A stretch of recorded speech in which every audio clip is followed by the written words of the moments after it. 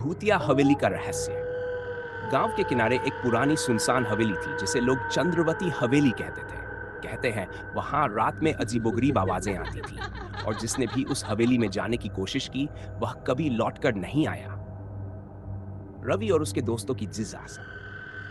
रवि, जो गांव के सबसे निडर लड़कों में से एक था, अपने दोस्तों के साथ उस हवेली का रहस्य जानने के लिए निकल पड़ा।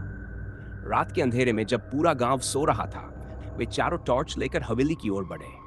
हवेली के गेट पर पहुंचते ही एक अजीब सी ठंडी हवा का झोंका आया।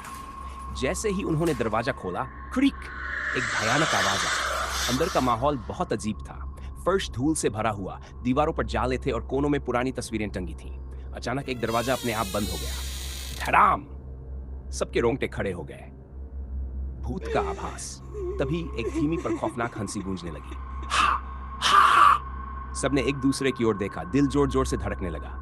रवि ने कांपते हाथों से टॉर्च की रोशनी उस दिशा में घुमाई जहां से आवाज आ रही थी, और जो उन्होंने देखा उससे उनकी सांसें थम गईं। सामने एक सफेद साड़ी पहने, बिखरे बालों वाली एक स्त्री की परछाई वह हवा में तैरती हुई उनकी ओर बढ़ रही थी। भागो! अजय चिल्लाया और चारों बाहर की ओर दौड़ पड़े, लेकिन दरवाजा बंद हो चुका था। अब क्या करें?